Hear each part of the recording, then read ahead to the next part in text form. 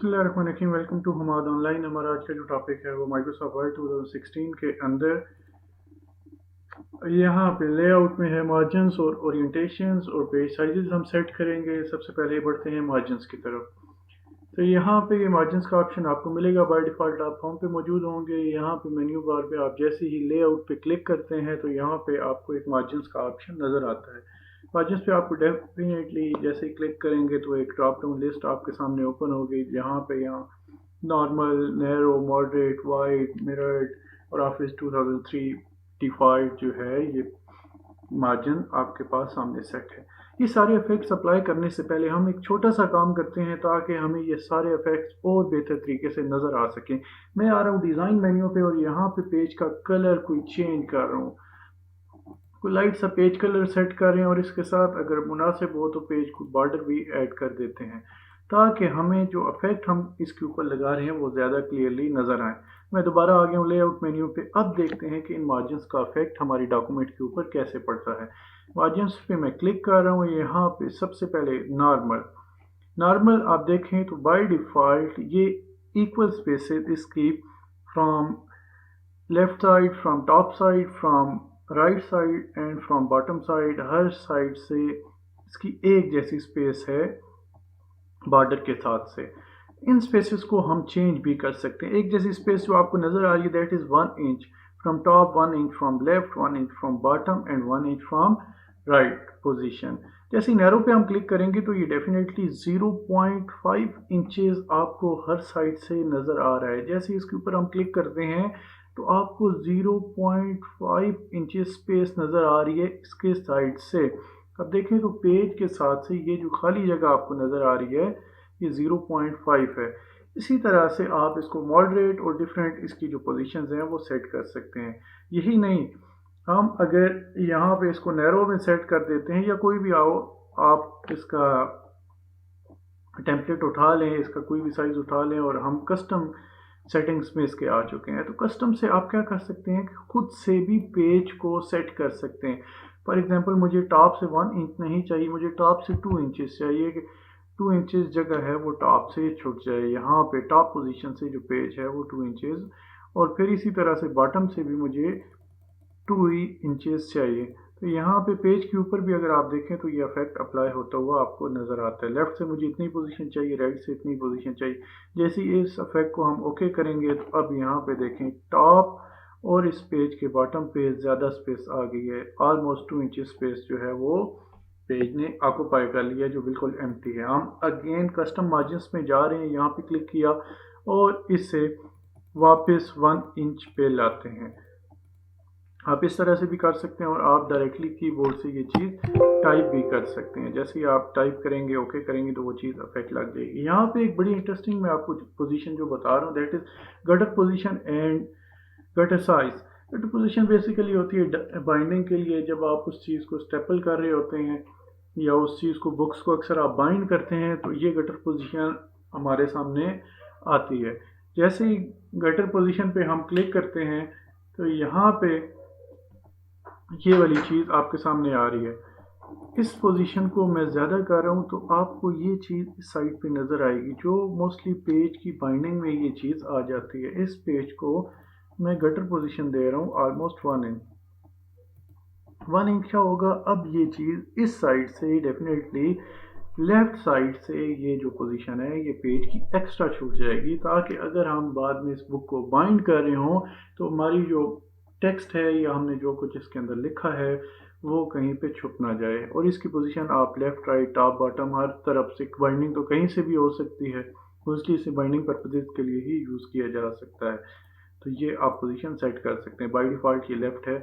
आपने कितने पेजेस पे ये लगाने हैं, टू पेजेस पर शीट, मतलब कितना आप रखना चाह रहे हैं। तो मैं नॉर्मल के साथ ही रख जा रहा हूँ और आपने पूरी डॉक्यूमेंट पे अप्लाई करना है, ऐसी पोजीशन पे अप्लाई करना है। जैसे ही मैं ओके करूँगा तो एक्स्ट्रा स्पेस यहाँ पे ऐड हो चुकी है। इसके साथ ही बड़े इंटरेस्टिंग कुछ फैक्ट्स हैं, उनको जल्दी से देख लेते हैं।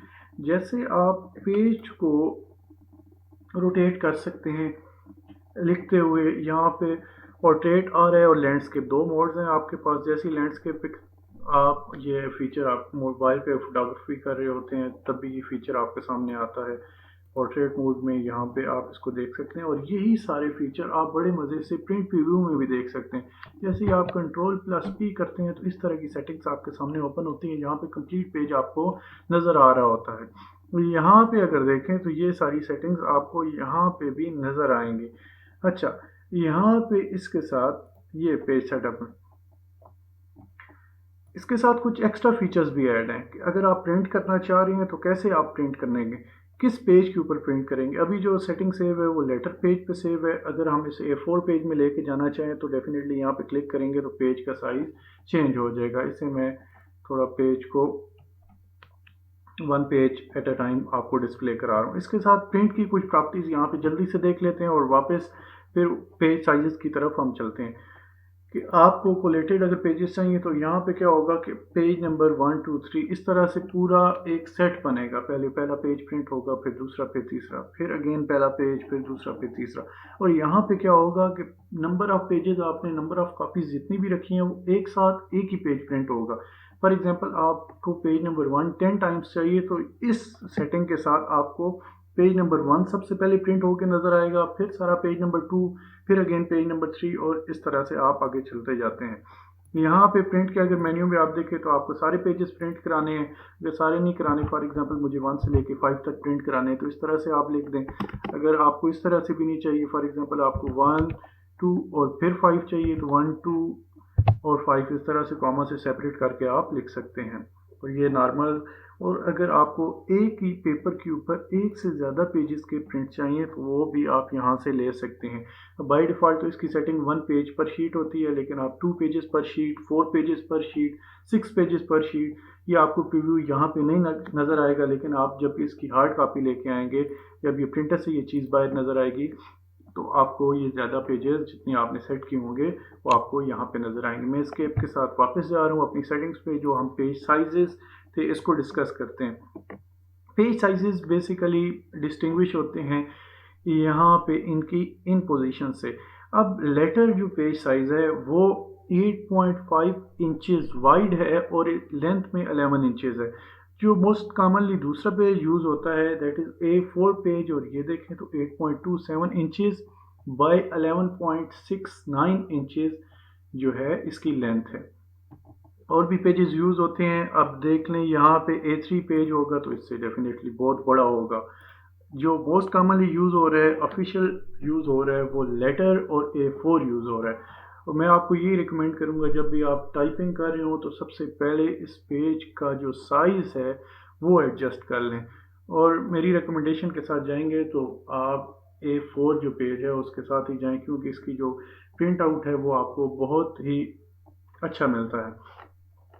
अच्छा, यहाँ पे आपको अगेन बता रहा हूँ कि इस वजह से इसकी पोजीशन ज़्यादा आ रही है, ये मार्जिन से इस वजह से ज़्यादा है क्योंकि हमने इसकी जो गटर पोजीशन है वो इंक्रीज़ कर दी थी। मैं अगर इसकी गटर पोजीशन अगेन 0 सेट कर दूँ तो ये इसकी जो पोजीशन है वो अगेन ओरिजिनल पोजीशन पे आ जाएगी। ये थी हमारी छोटी सी वीडियो जिसमें हमने मार्जिन्स, ओरिएंटेशन, आपको किस तरह से पेज चाहिए, लैंडस्केप मोड में चाहिए और पोर्ट्रेट मोड में चाहिए, और उसके बाद इसके पेजेस के साइज डिस्कस किए। इसके अलावा आप पेजेस के साइज़ खुद से भी डिफ़ाइन कर सकते हैं। अगर आपको पेज कुछ बड़ा कुछ छोटा चाहिए तो यहाँ पे आप खुद डेफिनेटली इसको छोटा या बड़ा कर सकते हैं। नेक्स्ट टॉपिक में हम मिलते हैं जहाँ पे हम कॉलम्स और ब्रेक्स को डिस्कस करेंगे। देखते रहिए हमाद ऑनलाइन।